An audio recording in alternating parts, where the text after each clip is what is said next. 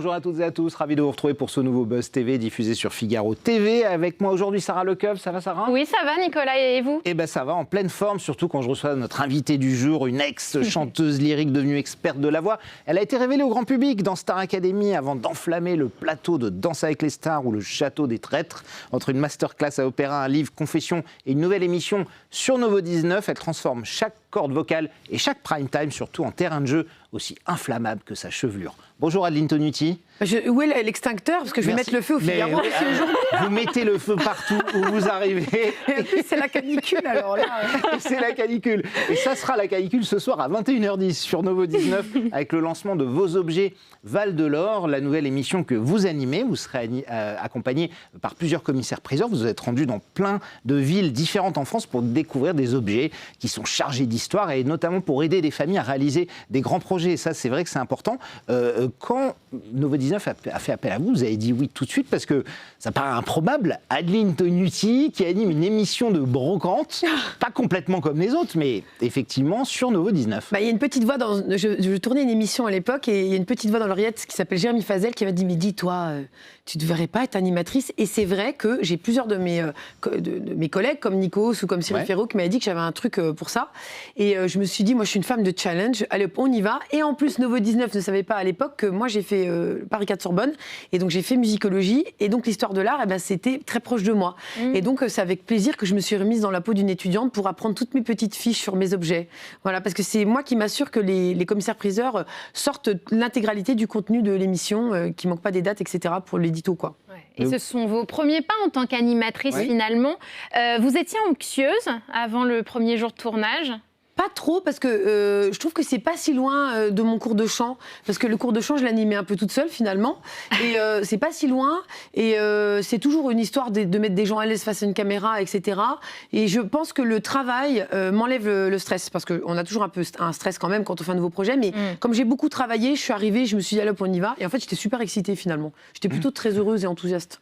Alors c'est vrai que vous êtes hyper à l'aise face caméra, Adeline, il n'y a pas de problème, on l'a vu dès que vous êtes arrivée. Là, vous m'angoissez. Non mais c'est vrai, vous êtes super à l'aise et tout. En fait, on vous a demandé d'être vous-même, quoi, tout simplement, j'imagine. Oui, pas de faire un vrai job d'animatrice comme on peut le connaître. Non, j'étais payée à rien faire, Nicolas. Non, pas du tout. J'étais juste payée pour être moi. Dans le ton, en fait, c'est d'être vous-même. On vous a pas dit fais l'animatrice télé, quoi. En fait, non, j'étais absolument moi-même. C'est vrai. Et oui, en fait, et moi, je suis pas très différente à la ville que derrière les caméras. Je crois que pour ceux qui me connaissent en dehors, je suis tout à fait pareil. Donc non, j'ai été moi-même, mais c'est vrai qu'il fallait quand même faire un vrai travail qui était de coordonner les caméras, de mettre les gens à l'aise, de retourner comme fait un animateur, ce qu'on voit pas, les coulisses de ce qui se passe. Donc il y avait pas mal de travail en termes d'édito, de mettre à l'aise les commissaires-priseurs, les familles. Moi, je devais révéler le sel de ce qui se passe dans ces familles, c'est-à-dire objet inanimé, avez-vous donc une âme ? C'est-à-dire qu'est-ce qui se passe ? Il y a l'histoire de France, mais il y a l'histoire de la famille par rapport à l'objet. Souvent, il y a des pertes, il y a des deuils, il y a des projets. Donc moi, je sors tout ça là, donc c'est ça mon travail en fait. Et vous, à titre personnel, c'est quoi l'objet le plus précieux que vous possédez chez vous ? Alors moi, c'est... d'ailleurs, on vient de la ressortir à cause de l'émission. C'est l'horloge de mon arrière-grand-père qui a 100 ans cette année, qu'il avait gagné parce que c'était un champion de gymnastique. Ah ouais. Voilà, il y a des muscles comme ça et sans prendre des produits. Et donc voilà, on a gagné une horloge. Oui, dans un concours, et une horloge incroyable qui sonne. Et donc on a remis. Papa m'a dit on la réinstalle devant moi dans la ferme en Bretagne là. Et donc elle nous sonne les heures très gentiment. Et on l'a ressortie à cause de l'émission. J'ai dit mais elle est où cette horloge et tout. Et elle vaut cher, vous pensez ? Elle peut atteindre des sommes. Je pense qu'elle doit valoir un certain prix, mais c'est surtout que je pense que si on s'en débarrasse, mon arrière-grand-père de là-haut va nous faire un énorme scandale. Sentimentalement. On va éviter un ouragan après la canicule. Et on va poursuivre cet entretien dans un instant. On va parler évidemment de cette nouvelle émission qui arrive ce soir sur Novo 19. Du reste de vos projets, Adeline aussi, ce sera juste après les news médias de Sarah Lecoeuvre. Et démarre ces infos médias avec Paul Larouturou qui a été écarté de l'interview politique du matin sur France Info. Oui, l'information est tombée hier. Le journaliste ne présentera plus l'interview politique. Une seule saison, de 8h30. Oui, avec Agathe Lambray. Ils avaient commencé en septembre dernier, donc seulement une saison. Il est remplacé par Simon Le Baron, qui hérite lui aussi des commandes de la matinale. C'est-à-dire que Simon Le Baron, inconnu du grand public, je précise, va animer à la fois la matinale et l'interview politique. Il n'est pas vraiment baron dans la vie, on le dit aussi. Non, c'est important. Il a principalement fait sa carrière sur le service public, à Radio France. Donc les auditeurs le connaissent. Jérôme Chapuis, lui, qui animait la matinale, part vers d'autres horizons. C'est ce qu'indique le communiqué de la chaîne Info. Et alors, pour la petite histoire, ce qu'on a noté, nous, journalistes médias, c'est que Paul Larouturou n'est à peine cité dans le communiqué, à peine remercié, contrairement à Jérôme Chapuis. Oui, absolument. C'est dur, hein, c'est le milieu de la télé. Vous avez connu ça aussi avec la Starac, j'imagine. C'est jamais très agréable. Vous aviez fait 2 saisons, hein, vous. Oui, ça 2 saisons. Ouais. Je ne sais pas quoi vous dire. Je pense que la télé, c'est une apparition. On apparaît, puis on disparaît. Voilà, je vais résumer ça comme ça. Ça peut être dur. Mais c'est un peu comme aussi pour la plupart des Français. Je veux dire, maintenant, malheureusement, vous avez des gens qui sont en CDI, puis ils sont remerciés du jour au lendemain. Donc, à la télé, c'est beaucoup plus voyant, évidemment, quand on voyait une rousse à l'écran, puis qu'on ne la voit plus. Mais je veux dire, malheureusement en France, vu la situation économique, on a quand même plein de gens qui sont remerciés très rapidement et qui tombent dans une angoisse profonde de retrouver du travail. Donc c'est un peu, les gens de la télé ne sont pas protégés, au contraire. Oui, la télé est compliquée là-dessus. Sarah, on poursuit ces infomédias. Moi, je voulais parler, j'ai vu ça, les journalistes de BFM, de la météo, qui ont été victimes d'insultes, de menaces, mais pour quelle raison? À cause des cartes rouges. Mais ça, c'est des fou, cartes ça. météo rouges. Alors, je vous explique. Alors, vous n'êtes pas sans savoir qu'on traverse en ce moment une vague de chaleur assez importante. J'ai failli venir en bikini, mais c'est pas tout à fait autorisé, je crois. Donc, c'est un événement, évidemment, qui fait la une de l'actualité des JT et des chaînes info. Et alors, pour illustrer les cartes de France, BFM TV a choisi de coloriser l'hexagone en rouge vif. Vous le voyez à l'écran. Rouge, orange, jaune, en fait, plus, et vert, bleu dès quand c'est froid. Voilà. Et là, la carte est rouge, rouge vif. Alors, il y a certains téléspectateurs qui s'en sont plaints, qui trouvent la chaîne d'information trop alarmiste, ce qui a poussé la Société des journalistes de la chaîne à publier un communiqué pour appeler au calme, précisant qu'il s'agit surtout d'internautes climato-sceptiques. Car oui, il y a eu des menaces, il y a eu des violences verbales sur les réseaux sociaux. L'un des présentateurs météo, Kevin Fleury, s'est même défendu en précisant que cette semaine, les températures, évidemment, atteignaient jusqu'à 15, 17, 18 degrés au-dessus des normales de saison, ce qui est presque du jamais vu pour un mois de mai. Ça vous est déjà arrivé d'être victime comme ça de haine en ligne, d'insultes sur les réseaux dès qu'on est un peu exposé, je pense même vous aussi, malheureusement, les gens sont très durs parce qu'ils sont protégés par un écran. On aimerait bien qu'ils viennent nous le dire en face pour voir la différence. Moi, c'est ça que j'ai envie de dire. Les haters, c'est très dur à vivre dès qu'on est exposé. Si vous dites en face, il n'y a plus personne. Ils ne viendront pas. Ou alors très peu peut-être, mais c'est vrai que dès qu'on est exposé, de toute façon, il y a plein de choses très très difficiles qui peuvent se passer, des fans déséquilibrés, des haters, c'est dur à vivre quand même. Ça vous était arrivé pendant la Starac? Oui, plein de fois, même encore aujourd'hui, encore ce week-end, on a dû gérer des trucs encore. Donc, qui vous suivent? Des gens qui sont obsédés, qui produisent une obsession, jusqu'à prendre par exemple ma cour de chant chez moi, alors qu'ils sont des fans un peu déséquilibrés, des trucs comme ça. Parce que moi, je reçois encore du public, je donne des cours régulièrement en France et puis à l'étranger maintenant, vu qu'on reçoit même des clients chinois maintenant, j'ai des interprètes en cours.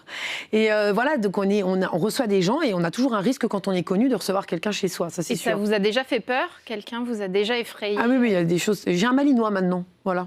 Ah oui. Aya. Un bon chien de garde. Elle a le caractère quand il y a Aya Nakamura. Oui, je l'appelais Aya, oui. Un beau malinois. Et vous avez pris ce malinois pour vous défendre? Oui, elle est là au studio, elle est assez dissuasive. Mais très gentille. J'aurais dû venir avec elle aujourd'hui. Absolument. Avec plaisir la prochaine fois. Et le rouge de la carte, justement, je veux dire, parce que c'est aussi votre couleur. Oui, si le rouge te dérange, regarde. On devrait leur faire. Si le rouge te dérange, regarde mon sourire.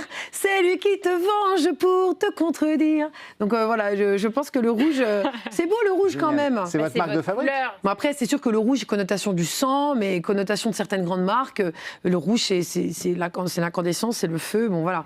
Peut-être que le rouge, ça a peut-être fait peur aux gens, qu'ils ont pensé qu'il allait y avoir des incendies partout en France, je n'en sais rien. Vous, c'est né comment cette couleur rouge? Parce qu'à la base, vous êtes quoi? Vous êtes brune? Moi, je suis comme Carla Bruni, je crois, de la couleur. Un peu, elle est châtain? Ouais, un peu comme châtain. Ça. En fait, c'est une styliste qui m'a relookée à l'époque, quand j'étais chanteuse d'opéra. Et c'est vrai que quand elle m'a fait devenir rousse, rouge, etc., il y a eu un gros changement dans ma carrière tout de suite. Et maintenant, je suis un peu prisonnière. Et là, vous voyez, par exemple, j'ai fait mon premier bain de mer ce week-end et mon rouge n'est pas très flamboyant. Donc, je m'excuse au Figaro d'avance. Non, il est très bien. Il va très bien avec notre fond. Je ne pensais pas que j'aurais une canicule pour venir chez vous et que j'aurais dû aller dans le bain de mer. Voilà. Et le sel m'a décoloré. Donc, voilà. Le plus important, ça vous va très bien, Adeline. Merci. On termine, Sarah, avec le chiffre du jour. 3,2. Ouais. C'est en millions de téléspectateurs. Eh bien, ceux qui étaient rassemblés hier devant Rendez-vous en Terre Inconnue, c'était avec Stéphane de Groot et Laurie Tillman qui a emmené son invité dans le sud de l'Amazonie, chez les Waouja, en plein cœur du Brésil. Ça a passionné des gens, sauf que l'émission, en 5-6 mois de diffusion, perd 500 000 téléspectateurs. En octobre dernier, devant le numéro avec Cyril Lignac, 3,2 millions étaient rassemblés à l'époque. Ouais, et là, c'est seulement compliqué, effectivement. Nouveau 19, comme T18 fait partie des nouvelles chaînes. Il y a des objectifs d'audience, on vous en fixe ou non, ils espèrent juste essayer de recruter le maximum de téléspectateurs. Nouveau 19 nous a pas donné un chiffre, mais je sais que quand moi j'étais à TF1, on regardait les audiences, même nous. Bien sûr, on regardait pour voir si le cours qu'on avait fait la veille avait marché. Et c'est vrai que la télé, c'est une industrie quand même qui est un peu, qui va pas très bien. Ouais. Et donc je pense qu'il faut que vraiment la qualité du contenu doit augmenter pour attirer des nouvelles personnes, attirer des jeunes, etc. On doit vraiment se battre pour faire de la qualité. Et c'est ce que j'ai essayé de faire avec cette émission. Je les ai beaucoup saoulés, je crois. On va voir ça dans un instant. Aline, si vous avez saoulé ou pas. C'est fini, Sarah, pour les news ? Oui, les news médias sont terminées. On aura d'autres, bien sûr, dès demain. On passe au grand entretien du Buzz TV. Nous sommes avec Adeline Tonuti. Vos objets valent de l'or, c'est le titre de l'émission lancée ce soir en prime time sur Novo 19. Avec vous, Adeline Tonuti, pour partir à la recherche de trésors potentiels dans les greniers, dans les caves, dans les tiroirs, sur les étagères des Français. Et je vous propose tout de suite de découvrir à quoi ça ressemble.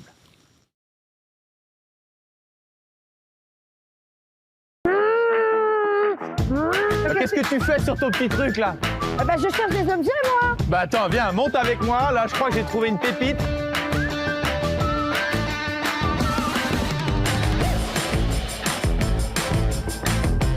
Je lance officiellement la chasse aux objets. Je vais par là, tu vas par là. Allez, on y va. Bingo, je vois le poinçon tout de suite. C'est toujours dans les caves et les greniers que je fais les meilleures découvertes, Adeline. On voulait 1500, allez, montez à 1500 au moins. Benoît, 1510.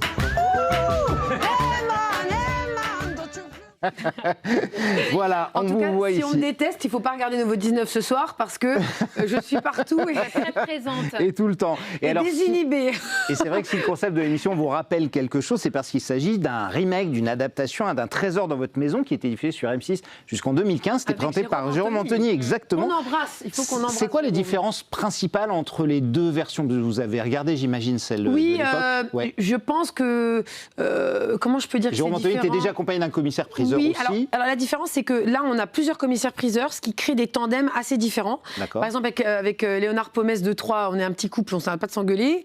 Avec Pierre-Guillaume Klein en Bretagne, lui, c'est Pierre Richard. Première fois qu'on rentre, je l'adore, hein, mais on rentre, moi je suis maladroite, mais alors lui, c'est quelque chose, on arrive, il fait tomber une montagne de livres. Et Céline Béral, c'est un peu la copine que Sarah Lequeux vraiment pourrait avoir pour aller faire du shopping à Paris, vous voyez. D'accord, et qui est hyper des gens très différents. Donc ça crée des dynamiques très différentes avec un attachement fort à la région. Et puis la différence, je crois que c'est moi, parce que du coup, la musique n'est pas loin, je chante un peu dans chaque émission. Il y a la Marseillaise, je fais des casses dans le premier numéro. Marseillaise. Très belle Marseillaise. Voilà, je danse, voilà, la musique est jamais loin. Absolument tout. Hein. Voilà, et je suis assez désinhibée. Et vous n'aviez pas le droit de reprendre le nom Un trésor dans votre maison?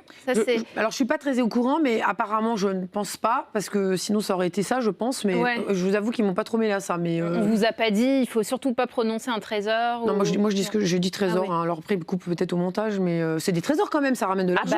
Bien sûr. Voilà. Et vous fouillez vraiment? Moi, c'est ce que je me suis demandé. Ou est-ce que les gens quand même préparent leur objet en amont? On fouille quand même. Il y a une journaliste qui va sur place et nous, on va dans la cave. Des fois, c'est pas prévu, puis on trouve un truc. Il y a un côté un peu naturel quand même. Hein. C'est pas surjoué et on ressort avec les mains pleines de toiles d'araignée des fois.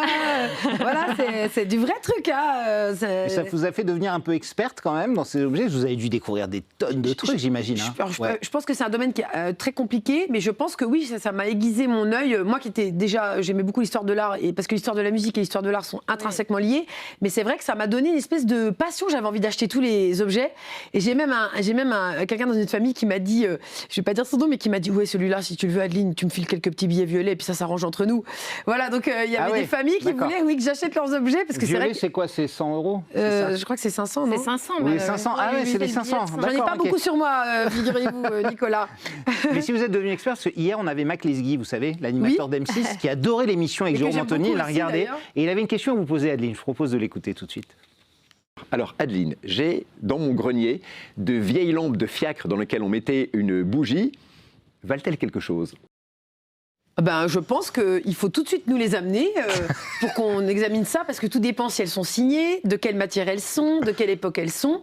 Parce que là, vous n'êtes pas assez précis. Pourtant, vous êtes scientifique, non, Marc, un peu. Il faut m'en dire plus pour vous dire le prix. Donc, ça avait l'air d'avoir un peu de valeur. Donc je vous invite à aller voir Maître Céline Béral qui est à Paris. Vous allez de ma part, elle va vous faire un bon prix, je pense. Très bien. Alors ce soir, en attendant de voir Mac Lesguy dans l'émission, ce soir, vous serez en Bretagne chez Dominique et sa fille Mélissa. Alors là, quand vous débarquez chez eux... C'est un truc de fou. C'est un bazar, pour le dire poliment. Il y a 500 mètres carrés. Je suis presque tombée en faisant ma recherche de trésors. Je suis tombée. Il y avait des lampes partout. Les caméramans, ils étaient obligés on a dû enlever des lampes du plafond pour pouvoir filmer. C'était un chambardement total. Il y avait une super moto d'ailleurs et on a chanté I'm singing in the rain. Et vous êtes prêt pour Brigitte Bardot même sur la moto? Oui, j'ai fait Harley Davidson. Oui, à l'époque, Brigitte venait nous quitter, donc j'ai fait un petit clin d'œil. Et vous êtes du genre aussi à accumuler des choses comme ça dans un endroit chez vous? Est-ce que vous êtes plutôt maniaque ou Je suis assez maniaque quand même. Chez moi, non, je suis devenue très maniaque, je crois. Ma mère est heureuse, c'est un truc qu'elle a réussi sur moi. Je range bien, je nettoie, je suis une fée du logis et j'aime bien ranger. Mais par contre, c'est vrai que j'aime beaucoup les objets qui ont une histoire. Et je trouve qu'une fois qu'on a compté l'histoire d'un objet, on peut en tomber amoureux. Voilà. Alors c'est vrai qu'au milieu de tout ce bazar gigantesque qu'il y a chez Dominique, vous avez quand même déniché quelques pépites. Notamment, il y a cette console de salon qu'on voit et cette photo encadrée incroyable avec les trois comédiens de Singing in the Rain, quand même, Gene Kelly, Debbie Reynolds et Donald O'Connor, dédicacée. C'est complètement dingue. Elle se souvenait plus qu'elle l'avait cette photo dédicacée. Elle l'a retrouvée comme ça. Elle l'avait achetée il y a très très longtemps. Peut-être pensant que ça n'avait pas une grande valeur, j'en sais rien. Mais apparemment, c'est très très rare d'avoir les trois autographes réunis. Ça a été authentifié. Oui, il y avait le certificat d'authentification au dos du. Et il y a un des artistes qui ne signait jamais d'autographe qui est sur l'autographe, donc sur l'ensemble. Donald O'Connor, je crois. Voilà, et donc c'est très peu. C'est très très rare. Donc c'est vrai que c'est un objet très rare. Et moi, ça m'a beaucoup ému parce qu'évidemment, Singing in the Rain, c'est incroyable. Donc ça nous a donné lieu à une petite danse avec notre commissaire-priseur, non? Je sais pas si vous l'avez vu. Pierre Guillaume, j'ai vu. On a vu ça. Il faudra regarder ce soir. Et alors, une fois les objets expertisés, direction la salle de vente pour qu'ils soient vendus aux enchères au plus fort prix. On ne ménage pas nos efforts pour faire monter les prix. Là, moi, j'ai jamais vu ça, moi, en salle de vente. Eux non plus, je vous rassure. Personne n'avait vu ça. On était à Drouot l'autre jour. Ils ont dit, mais c'est quoi ici? C'est un stade de foot? Bah ouais. On est comme Lens, on veut gagner. Vous avez secoué complètement ce milieu. Ah oui, non, mais je danse avec les objets. Je parle aux gens en direct avec Dubaï. Il y a Dubaï, il y a les États-Unis. Moi, je les engueule. J'ai même dit que j'allais enlever le haut s'il fallait pour faire monter encore les enchères. Donc tout ça, ça a été improvisé. C'était prévu, en fait. C'est évidemment pour donner un peu d'élan. Et on sait que c'est important dans une enchère, parce que parfois, ça peut relancer une enchère d'un objet qui était un peu... Nicolas, personne ne m'a demandé de le faire, mais je me suis dit, quand on a Adeline Tonuti dans une pièce, on sait que ça va improviser, quoi. Donc moi, j'y suis allée à fond. Je me suis dit, il faut se donner pour les ventes, puis il fallait donner un peu du show, parce que sinon, c'est un peu chiant, non? Juste comme ça, bon, voilà. Donc moi, j'ai rendu ça plus comme un match de foot, comme un concert. On a fait chanter Heyman aux gens. Oui, il y a votre fameux... vous n'allez pas être au bout de vos peines, parce que... Oui, la fameuse vocaliste de la Starac, que toute la France connaît, donc on y a été et tout. Ouais. Voilà, j'ai rendu ça plus rock'n'roll, quoi. Ouais. Mais il y a des gens qui m'ont dit, on est là pour le spectacle. Les commissaires-priseurs, c'est un monde qui est assez, feutré, habituellement. J'ai beaucoup de chance parce que les commissaires-priseurs de l'émission ont vraiment joué le jeu. Oui, ils étaient assez cool. Ils m'ont donné le marteau, ils sont super sympas, ils ont une personnalité incroyable et ce sont des gens qui travaillent énormément. Il faut savoir que c'est un métier très intense, ils sont très fatigués et tout, et ils se sont beaucoup donnés pour l'émission. Il faut vraiment qu'on les remercie. Voilà. Léonard, Pierre Guillaume et Céline, on vous embrasse. Et il y a des témoignages dans l'émission qui vous ont plus ou moins touché, ému, des participants? Ah oui. Je me rappelle de deux personnes. On a été dans une maison vers Troyes où il y avait Mamie Mireille qui venait de décéder et me voilà en train de faire l'andouille dans le salon. Et là, je vois la liste de courses de Mamie Mireille. Je me suis mise à pleurer parce que je me suis dit, en fait, on est en train de tourner une émission chez la vraie maison d'une vraie mamie qui était là. Et ça m'a et toute la famille a pleuré d'ailleurs, vous allez le voir quand vous allez regarder. Et puis, par exemple, Ginette, que j'embrasse très fort, que j'adore. d'or qui venait de perdre son mari. Oui, c'est souvent ça. Les objets sont liés à des êtres qui des histoires surtout. On osait à peine en parler. Et Ginette n'avait pas chanté depuis très longtemps. Et ma venue a fait qu'on a chanté chez El Aznavour devant sa cheminée. Et ça a donné des séquences de fou. Et après, alors on pleurait. Puis 2 secondes après, on était en train de chanter Il Trovatore de Verdi avec des masques sur le balcon. Voilà, des trucs de fou. C'était à la fois une alternance de joie et de pleurs, en fait, ces émissions. C'est l'histoire des Français avant tout. L'histoire de la France profonde, des gens qui se lèvent tôt le matin, je tiens à le dire. Quand on va chez ces agriculteurs, moi j'ai vraiment aimé aller chez les gens. Je trouve que c'est ça vraiment le plus de cette émission, en plus du fait qu'on peut voir qu'on a des objets chez soi qui valent une fortune en fait. Et ceux qui racontent une vie aussi à travers eux, ces objets-là en fait. Bien sûr. Et moi je suis là pour aider à sortir ça en fait, leur vie. Et vous allez voir Mamie Mireille l'émission. Vous allez penser à votre grand-mère, ça va vous-même, ça va vous toucher. On a tous perdu quelqu'un, mais c'est raconté avec tellement de pudeur et de gentillesse, de bienveillance. Voilà, c'est ça. Et puis il y a de l'émotion dans les enchères aussi, parce que parfois leurs projets sont évidemment très importants. Bien sûr. Et quand ils voient que ça leur rapporte autant, et puis je me fais disputer, ils me mettent des coups de coude, ils me disent Aline, tu fais monter les enchères, là, va voir un peu Léonard là. Alors ils me disent vas-y Aline, on compte sur toi. Ok, je prends le dragon, je danse avec le dragon, je donne tout quoi. Ah, ça c'est vrai que vous donnez beaucoup. Ouais. Bon alors sûr. Parlons de votre premier métier, celui de chanteuse et coach vocal. On vous a découverte, on l'a dit en introduction, professeur de chant dans le château de la Star Academy à Damary. Je suis abonnée au château, moi, il n'y a pas de problème. Oui, c'est vrai que ça vous poursuit un peu, cette vie de château. Les traîtres aussi, dans un château. Les traîtres. Et puis dans cette émission aussi, on a des domaines. Oui. Et c'est vrai que vous avez fait 2 saisons dans la Star Academy avant d'être remerciée. Est-ce que cet épisode, ça reste encore une épreuve aujourd'hui quand vous y pensez avec le recul? Je vais dire plutôt que ça me manque, parce que je pense que moi, je donne encore des cours de chant, évidemment, régulièrement, et je reçois de plus en plus d'artistes internationaux. J'ai une carrière incroyable en tant que pédagogue, donc je suis très heureuse de ça. Mais c'est vrai que j'adore donner des cours au château. Donc, et puis pour moi, c'est donner un cours avec une caméra ou pas de caméra, ça me fait, c'est pareil pour moi. Et surtout aider les artistes sur un temps très très court. C'est ça que j'aime, le challenge. Comme un entraîneur de foot, on n'a pas beaucoup de temps et on doit faire gagner l'équipe. Donc c'est ça moi que j'aime, c'est me dire une chanteuse qui chante un peu, qui a des problèmes de justesse, on doit régler ça pour le prochain prime. Cette adrénaline-là me manque un peu, j'aime beaucoup. C'est vous qui avez formé quand même Pierre Garnier et Elena qui ont un succès fou, une ascension fulgurante. Et tous les autres qui sont peut-être un peu moins médiatisés, mais qui font quand même un parcours en comédie musicale. Ils ont quand même un super parcours. C'est vrai qu'on les voit pas un peu partout. Mais quand vous voyez l'ascension de ces chanteurs-là, qu'est-ce que vous vous dites? C'est une fierté aussi. Je leur souhaite le meilleur. Et je trouve qu'ils restent les pieds sur terre. Et vous êtes toujours en contact avec eux? Ils restent humbles. Ils sont, je sais pas, ils sont dans mes valeurs, quoi. Donc je suis fière d'eux. Je mets toujours des petits cœurs sur Instagram. C'est des petits cœurs avec tout mon amour, quoi. Vraiment, je suis très, très, très heureuse pour eux. Ils le méritent. On sait que vous avez des grands souvenirs. J'ai lu hier dans le Gala que vous aimeriez revenir à Starac, si c'était possible. Vous avez dit ça, vous dites j'en rêve, j'en ai très envie. Oui, c'est pas j'en rêve, c'est que si on me rappelle, évidemment que la question se poserait très fortement, parce que je pense que j'ai ma place là-bas, évidemment. Vous avez déjà parlé un peu avec la prod ou quoi, ou pas? Vous attendez qu'il fasse le premier pas? Non, on a parlé un peu. J'ai vu TF1 il n'y a pas très longtemps. C'est vrai que c'est pas écarté que je pourrais venir faire une masterclass ou une apparition surprise pendant une semaine. Je sais pas. En tout cas, j'aimerais bien revenir, parce que je trouve ça normal. J'ai contribué au lancement, j'y suis allée, j'y ai cru, et comme avec cette émission-là que je fais avec Nouveau 19, moi je me lance pas à moitié, vous avez vu. Non, je sais que vous y allez à fond, mais vous voulez prendre la place de Sophia Morgavi, par exemple, ou reprendre sa place ou pas? Je sais pas, je vous demande ça parce qu'elle est prof de chant. Je vais rester respectueuse avec Sophia, mais non, mais si on m'appelle pour faire un happening, un truc comme ça, une d'accord, oui, comme on fait de temps en temps avec Kamel Ouali, par exemple, quand il vient une semaine. Voilà, je pense que ma place serait de revenir comme ça, comme Kamel, parce que je pense que j'ai plein de trucs à leur amener aussi, donc ce serait avec plaisir. Ouais. Et alors parlons de la place du chant dans votre vie, parce que quelque part le chant vous a sauvé. Vous avez d'abord eu un accident de corde vocale à cause d'une cheminée. Cheminée mal installée, j'ai pas eu de bol. Voilà. Quand je vais en tournage, je les regarde toutes les cheminées. Quand j'y vais, j'ai dit ça va. Et puis autre épreuve dans votre vie, les violences conjugales. Vous avez témoigné dessus en 2023, c'était dans 7 à 8 d'un ancien compagnon. Le chant vous a sauvé quelque part. Ça a été une... Mais la musique, c'est ma meilleure amie, Sarah. C'est ma meilleure amie. Je veux dire, d'ailleurs, il y a une musique pour tous les moments de la vie, quand on se sépare, quand on perd quelqu'un, quand on est amoureux. Moi, la musique, c'est le matin, du matin au soir, etc. Le chant, c'est tout le temps là. Et j'adore enseigner. Je mets de la musique dans tous mes tournages. Ça fait partie de mon... Je sais pas, je respire avec la musique, quoi. Je respire musique. Ça, c'est sûr. Et cette libération de la parole, ce mouvement MeToo lancé en 2018, quel regard vous portez là-dessus? En plus, l'actualité, on est obligé d'en parler aujourd'hui, est frappée par ça, par l'affaire à Patrick Bruel, le monde de la musique aujourd'hui, accusé, visé par 4 plaintes pour viol. Quel regard vous portez dessus?